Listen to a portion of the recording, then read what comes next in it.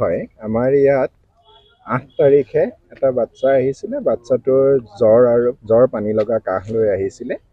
আমাৰ যেতিয়া ৰুটিন ইনভেষ্টিগেশ্যনবিলাক কৰা হয়, তেনেকৈ এইবাৰো ৰুটিন ইনভেষ্টিগেশ্যন কৰা হ'ল। কৰোঁতে দেখা গ'ল যে সেই শিশুজনৰ গাত HMPV ভাইৰাছ পজিটিভ আহিলে।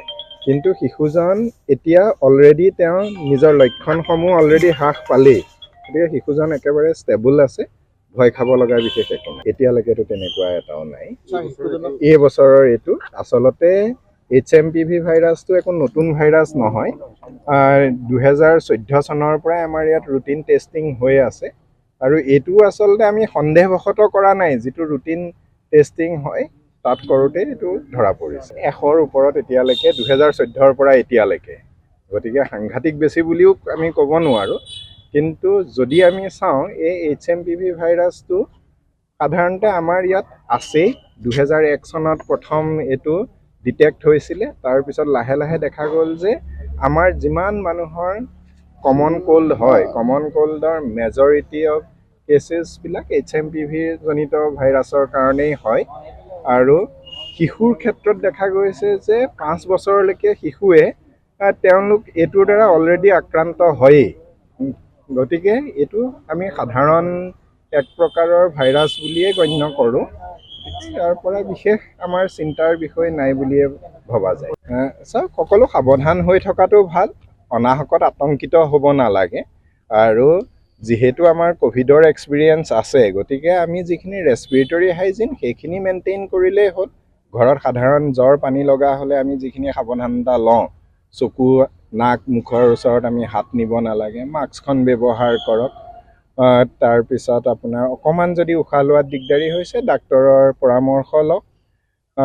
তাৰ বাহিৰে বৰ বিশেষ একো চিন্তা কৰিব লগা নাই। শিশুটি এতিয়া আমি গম পোৱাৰ কাৰণে যিকোনো পানী লগা জ্বৰ কাহেটো ইজনৰ পৰা সিজনলৈ সুচৰেই, গতিকে সেইটো গম পোৱাৰ পিছত তেখেতক আমি আইচলেশ্যন ৰুমত ৰখা হৈছে, মাক দেউতাকৰ লগতে আছে। এতিয়া শিশুটিৰ অৱস্থা কেনে? এতিয়া শিশুটি সম্পূৰ্ণৰূপে সুস্থ। মাক দেউতাকৰ ক'ৰবাত ডিব্ৰুগড় মেডিকেলত আছে? ডিব্ৰুগড় মেডিকেলত আছে। ছাৰ, তেওঁলোকৰ কিবা ভ্ৰমণ নাই, ভ্ৰমণৰ কোনো হিষ্ট্ৰী নাই। হয়, আমাৰ ইয়াত ৮ তাৰিখে এটা বাচ্চা আহিছিলে। বাচ্চাটোৰ জ্বৰ পানী লগা কাহ লৈ আহিছিলে। আমাৰ যেতিয়া ৰুটিন ইনভেষ্টিগেশ্যনবিলাক কৰা হয়, তেনেকৈ এইবাৰো ৰুটিন ইনভেষ্টিগেশ্যন কৰা হ'ল। কৰোঁতে দেখা গ'ল যে সেই শিশুজনৰ গাত HMPV ভাইৰাছ পজিটিভ আহিলে। কিন্তু শিশুজন এতিয়া অলৰেডি তেওঁ নিজৰ লক্ষণসমূহ অলৰেডি হ্ৰাস পালেই, গতিকে শিশুজন একেবাৰে ষ্টেবল আছে। ভয় খাব লগা বিশেষ একো নাই, এতিয়ালৈকেতো তেনেকুৱা এটাও নাই। এই বছৰৰ এইটো আচলতে HMPV ভাইৰাছটো একো নতুন ভাইৰাছ নহয়। 2014 চনৰ পৰাই আমাৰ ইয়াত ৰুটিন টেষ্টিং হৈ আছে, আৰু এইটো আচলতে আমি সন্দেহবশতঃ কৰা নাই। যিটো ৰুটিন টেষ্টিং হয় তাত কৰোঁতে এইটো ধৰা পৰিছে। 100ৰ ওপৰত এতিয়ালৈকে 2014ৰ পৰা এতিয়ালৈকে, গতিকে সাংঘাতিক বেছি বুলিও আমি ক'ব নোৱাৰোঁ। কিন্তু যদি আমি চাওঁ, এই HMPV ভাইৰাছটো সাধাৰণতে আমাৰ ইয়াত আছেই। 2001 চনত প্ৰথম এইটো ডিটেক্ট হৈছিলে। তাৰপিছত লাহে লাহে দেখা গ'ল যে আমাৰ যিমান মানুহৰ কমন ক'ল্ড হয়, কমন ক'ল্ডৰ মেজৰিটি অফ কেচেছবিলাক HMPV জনিত ভাইৰাছৰ কাৰণেই হয়। আৰু শিশুৰ ক্ষেত্ৰত দেখা গৈছে যে 5 বছৰলৈকে শিশুৱে তেওঁলোক এইটোৰ দ্বাৰা অলৰেডি আক্ৰান্ত হয়েই। গতিকে এইটো আমি সাধাৰণ এক প্ৰকাৰৰ ভাইৰাছ বুলিয়ে গণ্য কৰোঁ। ইয়াৰ পৰা বিশেষ আমাৰ চিন্তাৰ বিষয় নাই বুলিয়ে ভবা যায়। চাওক, সকলো সাৱধান হৈ থকাটো ভাল, অনাহকত আতংকিত হ'ব নালাগে।